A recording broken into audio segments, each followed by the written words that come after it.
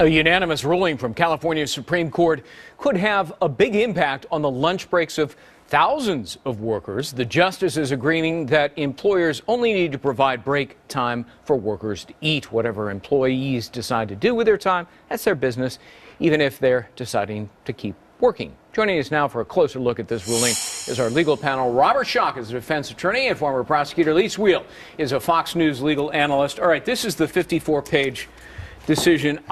It is so tedious. Right. It is absolutely unreadable except for one line.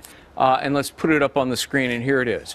We conclude an employer's obligation is to relieve its employee of all duty, with the employee thereafter at liberty to use the meal period for whatever purpose he or she desires, but the employer need not ensure that no work is done. In other words, Robert, we're going to let employees be grown-ups, right? It's no longer kindergarten, and the teacher is going to tell you when it's lunch break. Agreed. That's what they're saying. But you think that's a mistake? I think it's a big mistake. Why? I think the court had an opportunity here to unmurky the waters. There are so many lawsuits with regards to employment situations like this all over this country. They had an opportunity to say, you know what? The employers are going to tell you when you take your break, how long that break is going to be for, because you're working at their will. That is so adolescent. Right. And what if you're simply just not hungry when the employer says, now you must take that break? And what the court said is the employer is not obligated to police meal breaks. Right. Police meal breaks. But what you're dealing with is you're dealing with employees who you're leaving it to them to determine potentially when they're going to take their break, how they're going to take their break. But if they're going to take their break at a time that's not convenient for that manager, convenient for the person who's running the show at the restaurant that night, they may cut your hours. They may not give you a raise when it's that time. But and if this goes beyond just the case at hand, the restaurant industry. Right. It's basically all employers, employees in California. All private employees. Private employees. And look, for 32 years, I've brown bagged it, eaten my, you know, we share an office. Right. I work and eat my lunch at the same time. You do the same thing. Right. And for my boss to come and say, got to leave, go take a lunch break.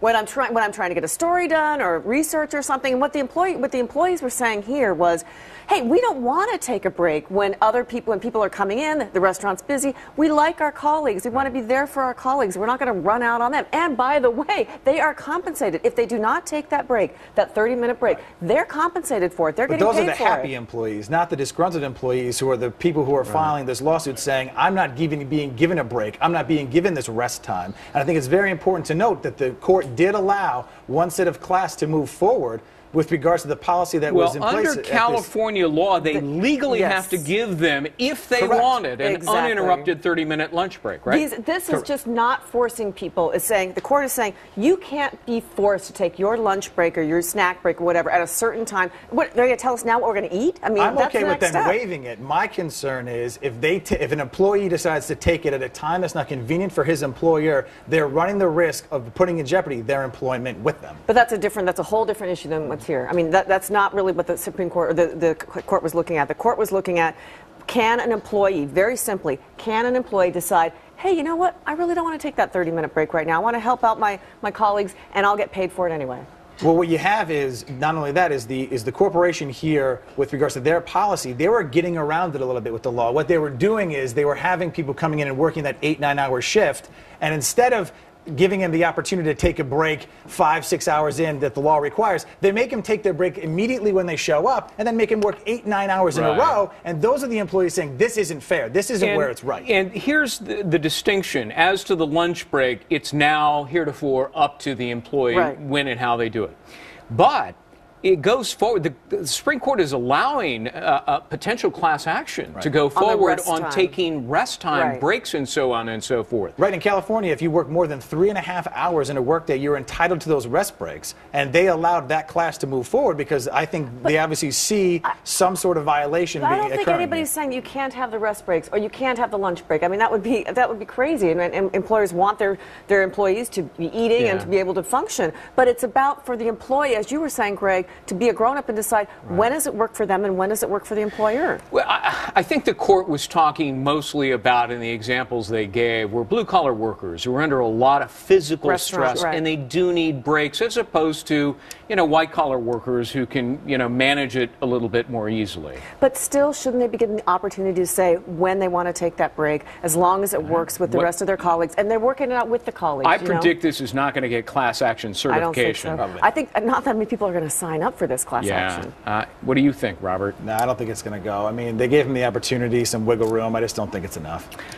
You read this. Was I correct in saying it is unreadable? It is brutal. They literally spent 35 pages trying to define terms that we all know the definition to. Yeah. If you're an insomniac, this is the equivalent of about 5 Ambiens. So, Page 2, you'll be asleep. Read it if you want, but you'll be asleep pretty quickly.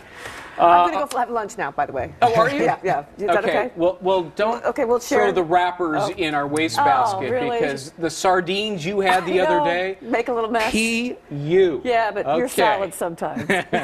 It's true. All right, Robert Schalk, Lise Wheel. Robert, you had the tough end of this argument. You did a great job. That's right. Thanks very much. Heather? Well, coming up, it is almost